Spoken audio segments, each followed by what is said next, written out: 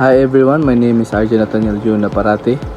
So today I will teach you how to overcome your fear in job interview.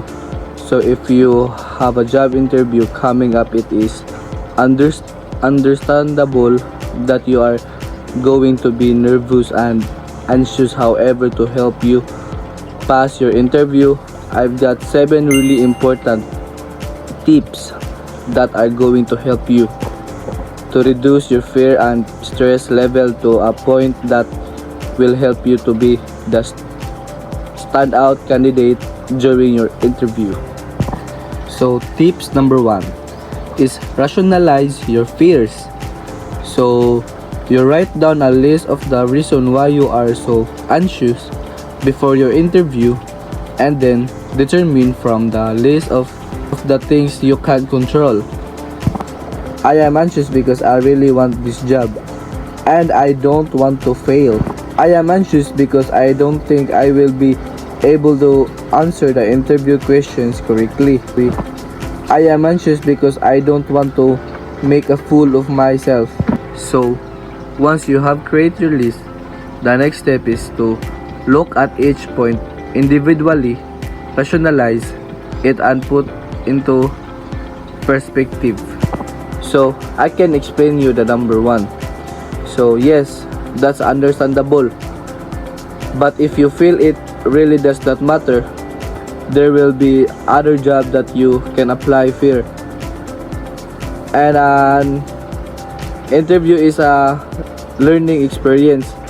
If you fail, it's not necessarily a reflection of your abilities. The job might not be the best position for you at this moment in time. And number 2, this is something you can control. You can practice your answer before you attend the interview. You are not going to make fool of yourself. The interviewer expects you to be nervous and anxious. In fact, if you weren't anxious, I would question your desire to get hired. It is good to have same nerves during your interview. It means you care and that you really want the job. So let's proceed tip number 2. Tip number 2 is start treating the interview as a meeting. The word interview makes everyone nervous. However, if we think about job interview, it's basically just a meeting between two people, you and a potential employer. So from now on, start thinking about the interview as a meeting.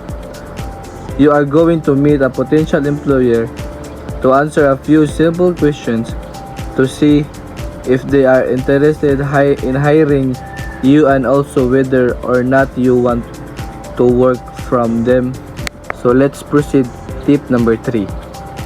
Slow down during the interview. When we're anxious, we tend to rush things. Lots of interview candidates rush their answer because they want the interview to be over as soon as possible. However, if we take a few seconds to consider the interview questions and what we are going to say and response, the difference can be significant. So during your interview, slow down the pace. Listen to the interviewer, take deep breaths, and take a second or two think before you speak. Tip number 4.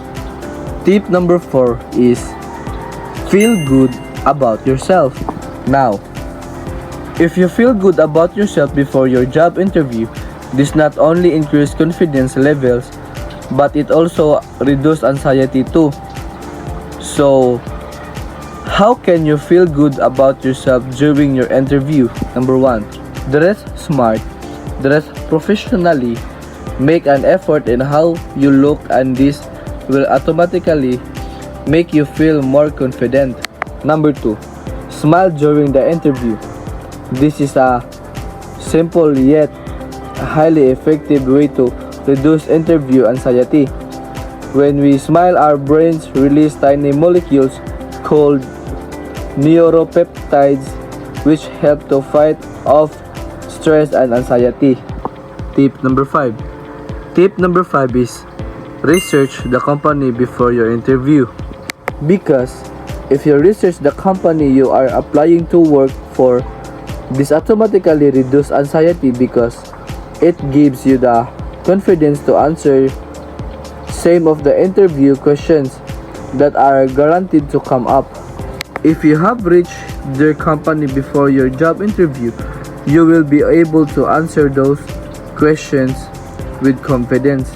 Tip number 6 is have some questions ready to ask at the end of interview. Now, if you know the questions you are going to ask at the end of your interview, this helps to reduce anxiety simply because you are prepared and organized for what is to come. And last tip number 7. Tip number 7 is have your interview introduction ready and prepared now. We already know that the first thing they going to say to you at the start of the interview is introduce yourself. And if you can give a great interview introduction that is consist positive and enthusiastic, it then sets you up with confidence for the rest of your interview.